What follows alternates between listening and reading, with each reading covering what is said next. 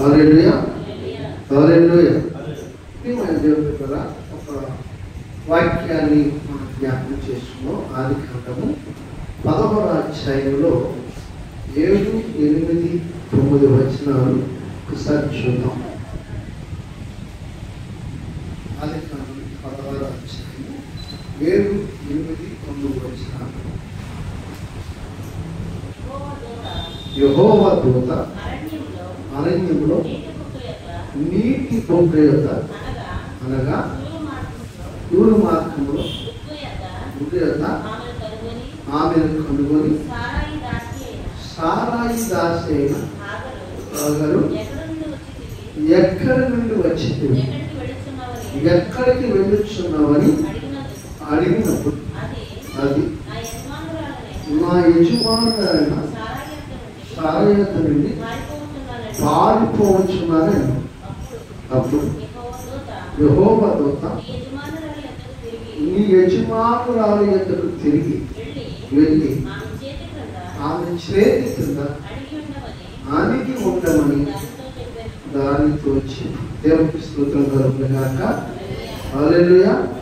ప్రియమైన దేవుని యొక్క దైవజనమా, ఈ సమయంలో చాలా సంగతులు మనం నేర్చుకోవాల్సిన అవసరం మనకు ఉన్నాయి. ఇక్కడ అబ్రహాము, సారాయి వారిరువురిని దేవుడి జతపరిచి ఇంచుమించుగా అబ్రహాముకు 100 సంవత్సరాలు, సారాయికి 90 సంవత్సరాలు. దేవుడు ఎంత గొప్ప దేవుడు అంటే ఉన్న వాటిని లేని వాటిగా చేయగలడు, లేని వాటిని ఉన్న వాటిగా చేయగలడు. కానీ మన విశ్వాసచ్చితను బట్టి, మన నమ్మకత్వాన్ని బట్టి మన జీవితంలో ఆ కార్యము పరిపూర్ణంగా జరుగుతుంది. దేవునికి స్తోత్రం. ఈ కార్యం కొరకు మనం ఎదురు చూడడం, దేవుడి కార్యం కొరకు ఎదురు చూడలేము. అంత ఎదురు చూసినట్టు ఓర్పు, సహనము మనకు ఉండదు.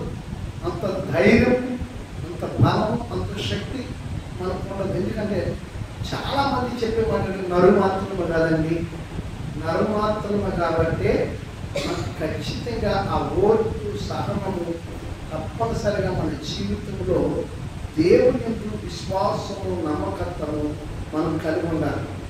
ఈ పరిస్థితుల్లో అబ్రహాము, సారాయికి పిల్లలు లేరు. ఆ లోటు ఉంది. అలాగే ఆ లోటు అబ్రహాముకి, సారాయిని దేవుడు జతపరిచినప్పుడు, దేవుడు తెలుసుకున్న సమయం అబ్రహాము కలిగినప్పటికీ, వారిరువురు దేవుడితో సహవాసం నడిపినప్పటికీ ఒకరి జీవితంలో 100 ఏళ్ళు అబ్రహాముకి అయితే 90 ఏళ్ళు సారాయి వచ్చింది. దేవుని స్తోత్రం. ఈ సమయంలో వారికి పిల్లలు ఎక్కడి నుంచి వస్తారు? వాళ్ళకి చాలా ఒక మాట చెప్తారు. ఏం చెప్తారంటే బిక్కిన ధనవంతులట అబ్రహాము. వారి ఎదుగుల తర్వాత ఇంకెవరికి వారికి వారసత్వం కానీ వారికి పుట్టినటువంటి ఎవరు కూడా లేరు. ఆ సమయంలో వారికి కనిపెడుతుంది ఏంటంటే నాకు ఒక వారసుడు ఉంటే బాగుండు అనుకున్న ఆలోచన వారికి కలిగింది. దేవునికి స్తోత్రం. ఆ ఆలోచన కలిగినప్పుడు అబ్రహాము ఏ రోజు కూడా దేవుని సన్నిధిలో సారాయి పని ఎప్పుడు అడగలేదు. ఎందుకు అడగలేదంటే అడగక మునిపే మన అక్కర్లేని దేవుడే. వాళ్ళ జీవితంలో అన్నీ కలిగి ఉన్నారు. ఏమిటో దేవుడికి తెలియదా? హృదయ రాష్ట్రంలో ఎరిగిన దేవుడు, ఆత్మల పరిశోధించే దేవుడు, హృదయాలను శోధించే దేవుడు, నోటి మాట రాక మునిపే మన నోటి నుంచి ఏ మాట వస్తుందో తెలుసుకున్న దేవుడికి మనకి ఏది అవసరమో ఏది కావాలో అది స్పష్టంగా దేవుడికి తెలుసు.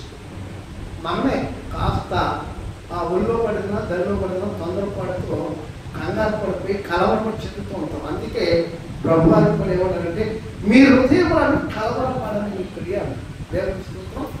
ఎందుకన్నాడంటే సమస్య కంటే గొప్పవాడు మీతో ఉన్నాడు కదా, సమస్య కంటే గొప్ప దేవుడు మీతో ఉన్నాడు కదా.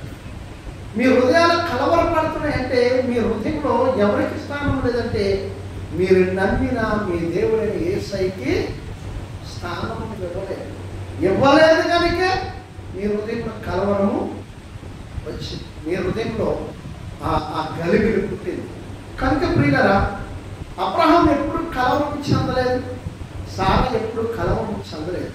కానీ ఒక సమయం వచ్చినప్పుడు స్త్రీలు కాదండి చాలా బలహీనమైన ఘటమని పేతురు గారు చెప్తారు. పేతురు రాసిన పత్రిక ఆమె, అయ్యా ఎంత ఆస్తి ఉంది, ఎంత ఐశ్వర్యం ఉంది, మనము ఇలా అయితే ఏంటి, మన యొక్క వృద్ధులు అయిపోతున్నాం కదా, కాబట్టి నీవు ఇదిగో ఆగలని ఒక దాస్యం ఉంది, ఆమెని పెళ్లి చేసుకో. నేను చెప్తున్నాను కదా, నా తల్లి బలం ఉంటుంది. దేవుడికి స్తోత్రం. హల్లెలూయా. బలవంతులు పట్టినప్పుడు అబ్రహాం వారి మాట పలకకుండా కాదు లేదు వద్దనుకొని ఏం చేశారంటే ఆమెని తీసుకొని వెళ్ళిపోయాడు. ఇంకొక వెళ్ళిపోమన్నప్పుడు వెళ్ళిపోయాడు. ఆమె గర్భవతి అయింది. ఆమెకి ఇస్మాయిల్ అనే కుమారుడు ఆ ఉంటుంది చూస్తే అర్థం, కుమారుడు జన్మిస్తాడు. కుమారుడు పుట్టిన తర్వాత మరి ఇస్మాయిల్ అనే కుమారుడు పుట్టిన తర్వాత ఆయన అభిషేకంతో పట్టాభిషేకం చేయాలి, రాజుగా చేయాలి. కాబట్టి ఈ సారమ్మ గారికి ఓర్చుకోలేని గుణం వచ్చేసింది. ఎందుకు వచ్చిందంటే, నా గర్భంలో పుట్టిన వారు అబ్రహాముకి నాకు సంతానం వారికి పట్టాభిషేకం చేయాలి, కానీ దాసి కుమారుడని ఇస్మాయిల్కి ఎందుకు చేయాలి? చుట్టుపక్కల వాళ్ళు చెప్పుకుంటారు కదా, ఆ మాట ఈ మాట నలుగురు కూర్చొని, ఆ కూర్చున్నప్పుడు చెప్పుకున్న మాటలు సారా ఏం చేసిందంటే, ఇలా పట్టాభిషేకం చేయడానికి వీలేదని చెప్పి అబ్రహాముతో చెప్పింది. తన కుమారుని తీసుకెళ్ళి విడిచిపెట్టేసి వచ్చింది. దేవుడికి స్తోత్రం. అది వేరే స్టోరీ. హల్లెలూయా. విడిచిపెట్టమంటే మామూలుగా కాదు, అది తర్వాత. ఆ సందర్భంలో సారాయి ఆగర్ను పెడుతున్నట్టు హింస లేదు, బాధ లేదు, సూటిపోటి మాటలు సాధ్యమైనంత వరకు ఒక స్త్రీ భరించడం చాలా కష్టం. ఈ రోజుల్లో భార్య భర్తల మధ్యనే అది చాలా, ఆ రోజుల్లో ఇంకెంతలా ఉండేది. అలాంటి పరిస్థితుల్లో సారాయి దగ్గర నుంచి కుమారుడిని ఇస్మాయిల్ తీసుకుని ఆగర పారిపోయింది.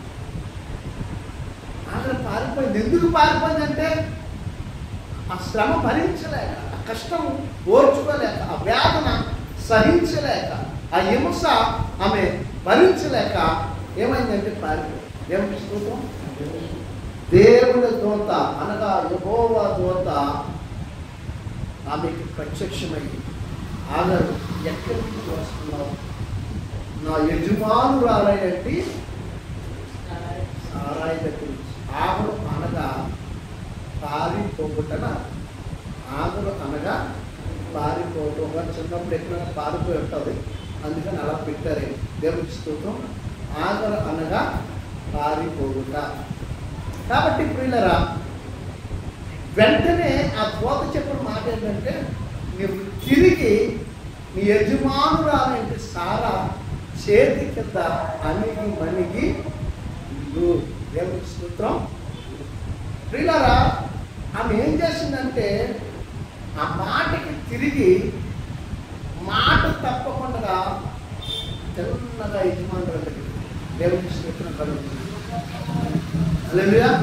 ఈరోజు మన జీవితాల్లో చిన్న భార్య భర్తల మధ్య గొడవ వస్తే దాన్ని మనం ఎలా తీసుకుంటాం అంటే, చాలా ఈజీగా సునాయిని అక్కడికి విడిచిపెట్టి వెళ్ళిపోతాం. అసమాధాన కారణంగా వెళ్ళిపోతాం. సమాధానంగా కలిసి మందిరానికి రావడానికి ఇష్టపడం. కుటుంబ సొంతంగా దేవుని సన్నిధిలో ప్రభుత్వంతో చేరి దేవుని ఆరాధించడానికి ఇష్టపడం. అని వెళ్ళి నేను వస్తాను, నేను వెళ్తానే, నా కోసం మీకు ఇలాంటి మాటల చేత అసమాధాన కారణంగా దేవుని సన్నిధికి వచ్చినా అది మనకు ఆశీర్వాదం కాదు. దేవుని స్తోత్రం. ప్రియులారా, ఒక యజమానురాల దగ్గర అంటే, ఒక దాసి అని అంటే ఆగరు, నువ్వు తిరిగి నీ యజమానురాల దగ్గరికి వెళ్ళమన్నప్పుడు ఎక్కడ ఏ వంకలు పెట్టకుండా చిన్నగా తిరిగి అవి జరిగింది. ఈరోజు దేవుని మందిరానికి రమ్మంటే మనం ఎన్ని వంకలు పెడతాం తెలుసండి. దేవుని సన్నిధికి రమ్మంటే ఎన్ని మాటలు చెప్తామో. ఒక ఆశీర్వాదం పొందడానికి, ఒక దీవుని పొందడానికి, ఒక మేలైనది నీ జీవితంలో ఏదైనా చెయ్యాలనుకున్నప్పుడు ఆ మేలైనది ఏంటో తెలుసా? మొదటగా సమయానికే ఇంటి దగ్గర నుంచి దేవుని మందిరానికి బయలుదేరాలి.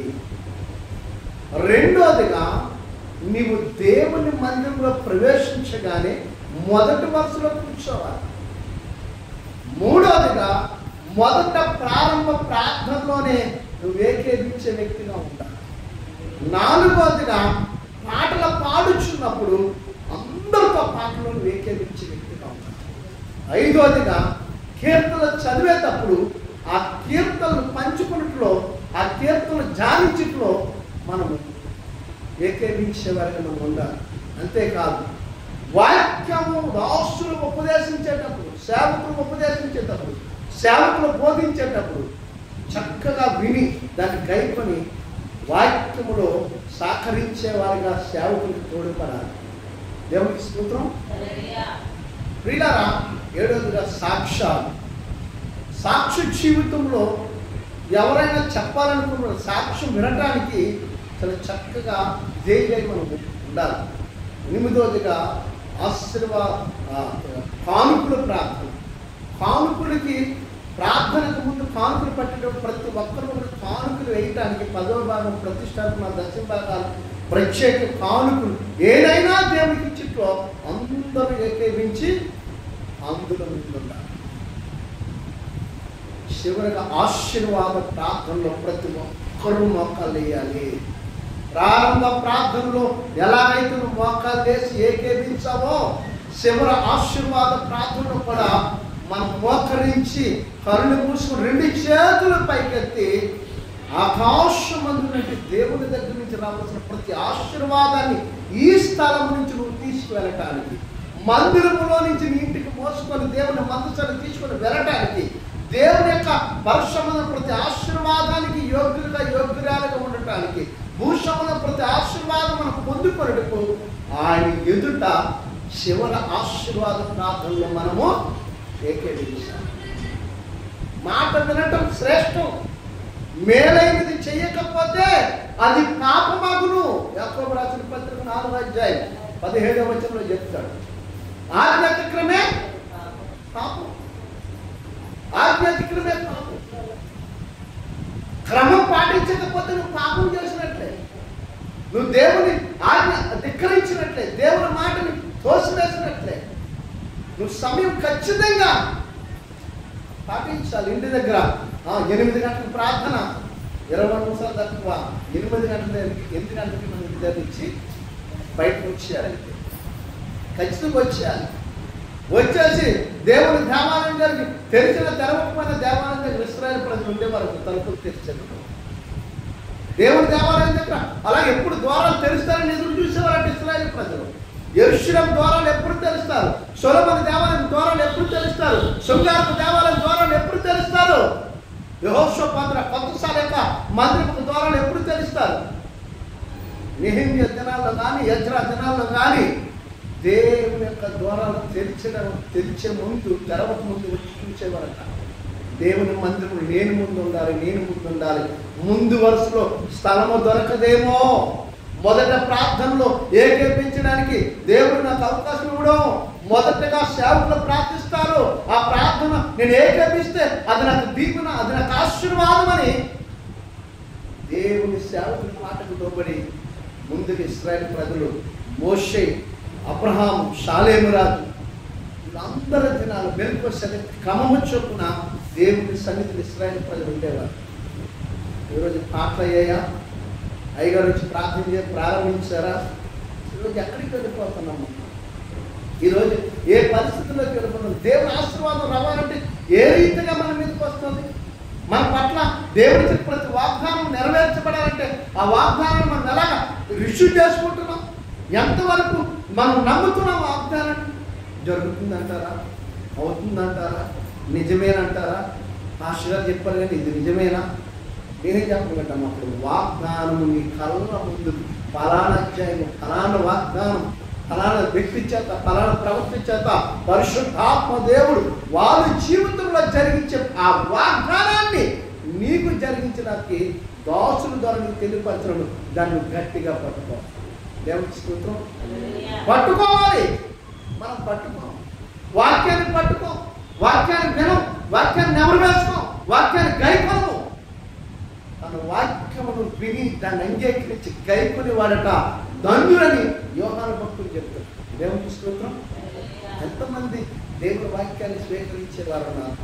ఈరోజు యెహోవా దూత మాట ఆగారు విన్నారు. దేవుని స్తోత్రం. యెహోవా దూత మాట ఎవరన్నారట? దేవుని దూత మాట ఆగారు విన్నారండి. అందుకనే అంత శ్రమ పడినా, అంత కష్టమైనా, అంత ఇబ్బంది అయినా, ఎంత వేదనైనా ఓర్చుకోవటానికి సామర్థ్యత దేవుడు దయచేశాడు. అది అనుభవించడానికి లేదా అందులో నిలిచి ఉండడానికి తిరిగి వెనక్కి వెళ్ళింది. ఆమె చేతి కిందని ఏమైనా కానీ నా యజమానులు అనుకున్నాను. దేవుడు ఎప్పుడు నశింపజేసే దేవుడు కాదు, మన యజమానుడే. మన యజమానుడి దగ్గర మనం ఎప్పుడు కూడా తగ్గించుకొని విధేయుడై లోబడే మనసు తత్వం అనుకుంటా. మన దేవుడి దగ్గర ఎప్పుడు మనం తగ్గించుకోవాలి. కష్టం వచ్చినప్పుడు, బాధ కలిగినప్పుడు, వేదన కలిగినప్పుడు కాదు, అన్ని విషయములు యందు దేవుడు ఉన్నాడని భయం మన జీవితాల్లో ఉంటాడు. ప్రతి క్షణము దేవుడు నిన్ను నన్ను చూస్తున్నాడు. ఏ ఒక్క గడియ కూడా ఆయన చూడకుండా ఉండడు. ప్రతి స్థలముల యందు యెహోవా కన్నులు సంవత్సరాది మొదలుకొని సంవత్సరాంతం వరకు చూస్తున్నాయట. దేవుడి స్తోత్రం. మనం చూస్తున్నాం దేవుడి వైపు. మొదటి దేవుని వైపు చూస్తే, నువ్వు మొదటి దేవుని పనిని ప్రారంభిస్తే నీ పని ఆటంకము లేకుండా ఆయన చేసేస్తాడు. నువ్వు చేయక్కర్లేదు నీ పని. నువ్వు దేవుడి పని చేయి, నీ పని దేవుడే చేస్తాడు. మనం ఎక్కడ ఎదుకక్కర్లే. మొదట మనం దేవుడి పని చేస్తే మన పని చేయడానికి ఆయన సంసిద్ధుడైనాడు. పాపం మన దగ్గరికి ఎందుకు వస్తుందండి? ప్రార్థన చేయి, పాపం నీకు దూరం అయిపోతుంది. ప్రార్థన ఎప్పుడైతే చేయవో పాపము నిన్ను వెంటాడుతుంది. ప్రార్థన చేయడం ప్రారంభిస్తే పాపము నీ యొద్దకు రానే రాదు. మనం చాలా చిన్న చిన్న విషయాల్లో వెనకబడి ఉంటాం. చిన్న చిన్న విషయాలు చూడండి. 2వ రాజుల గ్రంథంలో 20వ అధ్యాయంలో 5వ వచనం చక్కటి మాట. హిజ్కియా రాజు అనే ప్రవక్తతో దేవుడు మాట్లాడుతున్న మాట ఒకసారి చూడండి. 2వ రాజుల గ్రంథం 20వ అధ్యాయం 5వ వచనం. గట్టిగా, నేను తిరిగి నా ప్రజలకు అధిపతి అయిన హిజ్కియాకు పోయి అతనితో ఇట్లా, నీ పితరుడైన దావీదునకు దేవుడైన యెహోవా నీకు సెలవిచ్చినది ఏమనగా, నీవు కన్నీళ్లు విడుచుట చూచి నీ ప్రార్థన నేను అంగీకరించి ఉన్నాను. హల్లెలూయా. మన దేవుడు చూచుచున్న దేవుడు. హల్లెలూయా, హల్లెలూయా. ఆఖరణ చూశారైనా, అందుకే ఈ మాట తీసుకున్నా. ఆఖరణ చూశాడు, ఇస్మాయిల్ చూశాడు. ఆఖరణలో నుంచి ఇస్మాయిల్ పుట్టినప్పుడు ఇస్మాయిల్ కోసం దేవుడు వాగ్దానం చేశాడు, నీలో నుండి 12 మంది రాజులు పుడతారని చెప్పాడు. దేవుడికి స్తోత్రం. యావత్ ప్రపంచాన్ని ఈరోజు రాజులు ఇస్మాయిల్ సంతానం ఏర్పాటు చేస్తారు. ప్రపంచంలో విశాఖ సంతానము రాజులు, ఇశ్రాయేలు 12 గోత్రాలలో రాజులు లేవనెత్తి దేవుడు ఏర్పాటు చేస్తారు. దేవుడికి స్తోత్రం. ఆ ఇస్మాయిల్ సంతానమే ముస్లిం సహోదరు. దేవుడికి స్తోత్రం. ఆగర ముస్లిం తల్లి, కానీ వాళ్ళు ఏమంటారంటే సహోదరులు. అబ్రహాము మా పితృడు, అబ్రహాం సారాయి మా తల్లి అని కూడా అంటారు. దేవుడికి స్తోత్రం. ఆగర్ని కూడా తల్లి అంటారు. హల్లెలూయా. ఆగర్కు పుట్టిన వ్యక్తే ఇస్మాయిలు. ఆ ఇస్మాయిల్ సంతానమే ఎవరు? ముస్లిం సహోదరు. దేవుడికి స్తోత్రం. హల్లెలూయా. ఇది సత్యం, ఇది సత్యం. వాళ్ళు ఒప్పుకుంటారు, కానీ మనోళ్ళకి తెలియదు కదా. మనము కూడా తెలుసుకోవాల్సిన అవసరత మనకు ఉంది. మనము వాగ్దాన పుత్రులైన విశాఖ సంతానం, అబ్రహాముకు వారసులము, విశాఖ సంతానం నుంచి వచ్చినట్టు వారు. అంటే దేవుడు వాగ్దాన పుత్రుడిగా విశాఖనిచ్చాడు కనుక ఆ వాగ్దాన పుత్రులు మనమే. దేవుని స్తోత్రం, హల్లెలూయా. అందుకే ప్రియమైన దేవుని బిడ్డలారా, దేవుడు ప్రతి క్షణము నిన్ను నన్ను చూస్తాడు. నీ అక్కర్లు, నీ అవసరం ఏదైనా, నువ్వెంత కష్టంలో ఉన్నా, నువ్వెంత వేదనలో ఉన్నా, నువ్వెంత కన్నీరు విడిచే ప్రతిదీ దేవుడు ఆ కన్నీరుని చూస్తాడు. ఇజికి ఆ కన్నీరు చూస్తాడు దేవుడు. ఇజికి ఆ బాధను చూస్తాడు. ఇజికి ఆ గంట తరబడి ప్రార్థన చేయలేదు. యెషయా ప్రభుతో చెబుతాడు, ఇజికియా నీకు మరణం సంభవించబోతుంది, నీవు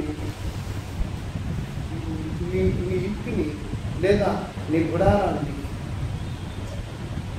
చక్కగా సర్దుకోమని చెప్తాడు. దేవుని స్తోత్రం. చక్క పెట్టుకొని ఇల్లుని ఏం చేస్తాడు? ఇల్లు చక్క పెట్టుకుని. ఇల్లు అంటే ఏంటి? ఇల్లు అంటే ఏంటి? ఇంట్లో బంగారం, వెండి, వెలుగులు, రాళ్ళు అవి కాదండి. తన దేహం అనే ఇల్లుని చక్కబెట్టు. ఎందుకు చక్క పెట్టుకోవాలంటే నువ్వు తల్లి గర్భములో నుండి ఎంత పరిశుద్ధముగా వచ్చావో అంతే పరిశుద్ధంగా ప్రభు సన్నిధికి వచ్చారా. దేవుని స్తోత్రం. దేవదాస్ గారు అలాగే చేశారట. మరొక గంటలో చనిపోతాముగా ఏఎన్ఎం గారు నర్సరాన్ని పిలిచి ఇన్నోమ తీసుకొని కడుపులో ఉన్న ప్రతిదీ కూడా విదేశానికి పోయిన తర్వాత అప్పుడు స్నానం చేసి తెల్ల వస్త్రం కట్టబడి అప్పుడు చెప్పాడట, నేను వెళ్తున్నాను, నీకు పరిశుద్ధాత్మ కూడా ఉంటాడు. దేవుని స్తోత్రం. పరిశుద్ధత మన తల్లి గర్భంలో నుంచి ఎంత పరిశుద్ధంగా వచ్చామో అలాగే తిరిగి మనము కూడా మనలో మన లోకంలో ఉన్నాం కాబట్టి ఈ రోగం వచ్చింది, ఆ వ్యాధి వచ్చింది, ఈ జబ్బు వచ్చింది అంటారు. కానీ దేవుని దృష్టిలో క్రీస్తు నందున్న వారికి ఏ శిక్షా విధియో కొలిపిలు రాసి పట్టుకో చెప్తారు. క్రీస్తు నందున్న వారికి ఏ శిక్షా విధియు లేదంటే నిర్దాజ్యాన్ని చెప్తారు. హల్లెలూయా. అంటే అందులో ఆ దేహముతో దేవుని మహిమపరచమని పౌలు గారు చెప్పినట్లుగా మన దేహము తన మహిమలోకి వెళ్ళేటప్పుడు చాలా పరిశుద్ధంగా ఉంటుంది. అందుకే అన్నాడు, నీళ్ళు చక్క పెట్టుకో. దేవునికి స్తోత్రం. నీ దేహాన్ని సరి చేసుకో. మరలా ఆయన గోడ వైపు తిరిగి కన్నీళ్ళు విడిచాడట. దేవుడు సన్నిధి చేర్చబడ్డది ఈ కన్నీరు గురించి చూచుచున్న దేవుడు ఈరోజు నువ్వు కాల్చే ప్రతి కన్నీటికి తగిన ఫలము దయచేస్తాడు. ఎజికియాకు 15 సంవత్సరాలు ఆయుష్ని ఇచ్చాడు తన కన్నీరు చూసి. నా కన్నీరు చూసి ఇదిగో ఈ స్థానంలో నిలబడటానికి దేవుడు నాకు అవకాశం ఇచ్చాడు. నమ్మాలి.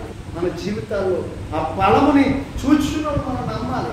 కొంత సమయం లేట్ అవ్వచ్చు, కానీ నువ్వు కాల్చే ప్రతి కన్నీటి బొట్టుకి తగిలి సంతోషాన్ని, ఆశీర్వాదాన్ని, నోటి నిండా నవ్వు నింపుతాడు. సర్వజనులు ఎదుట నిన్ను ఘనపరుస్తాడు. ఆయన నామానికి మహిమ తెచ్చుకుంటాడు. నువ్వెక్కడ కృంగిపోయావో అక్కడ ఆ నిలబెడతాడు. ఆమె ప్రియులారా, క్రమాన్ని పాటించడం చాలా శ్రేష్టం. క్రమం పాటించడం చాలా ముఖ్యమైనది. క్రమానికి దేవుడు. క్రమము దాటిపోతే నువ్వు ఏ టైంలో వచ్చినా సరే నువ్వు ఆశీర్వాదం తీసుకెళ్తున్నావా, నువ్వు తృప్తి పొంది వెళ్తున్నావు అంటే నాకు తెలుసు. ఆశీర్వాదం ఖచ్చితంగా నేను పొందాలనుకుంటున్నాను. పరిశ్రమలో ప్రతి ఆశీర్వాదానికి యోగ్యురాగా ఉండాలనుకున్నప్పుడు సమయానికి మందిరంలో ప్రవేశించాలి. పరలోకం వెళ్ళటానికి ఆ ఆశీర్వాదం నీ మీద విధించబడి పరిశుద్ధ రేఖ రాయబడి భూసంబంధం ప్రతి ఆశీర్వాదానికి నువ్వు అనుభవించడానికి భూమి మీద నివసించినంత కాదు. ప్రారంభ ప్రార్థనలోనే దాసులతో పాటు నువ్వు ఏకీపించినట్టు ఉండాలి. చివరి ప్రార్థనలో మోకరించి ఆ ఫలాన్ని, ఆ దీవెన, ఆ ఆశీర్వాదం, ఆరోగ్యము, దీర్ఘాయు సమస్తము దాసులు నోటి తెచ్చే ప్రతి మాటని ఆయన ఇచ్చే మందసాన్ని మోసం ఇంటికి పోవాలి. మరలా పునరుత్థానం వరకు ఏ శత్రువుని ఎద్దకు రా, ఏ తెగులుని ఎద్దకు రా, ఏ అపాయం ఎద్దకు రా. దుష్టుడిని మీద నువ్వు పడక మీద ఉండగా మరి నేనేమీ చేయలేదు. కానీ ఏంటంటే ఆయన దోతనికి తోడుగా కావులుగా ఆయన కనుదృష్టి చేత నిరంతరం వెలుగు చూస్తారు. తగిన సమయాన్ని తగిన సమయంలో తగినట్టుగా దేవుడికి ఇచ్చే సమయం దేవుడికి ఇస్తే ఖచ్చితంగా మీకు ఇవ్వాల్సిన ప్రతి ఫలాన్ని కూడా దేవుడికి మీకు సర్వ సంపూర్ణంగా దయచేయను గాక. ఆమేన్. God bless you.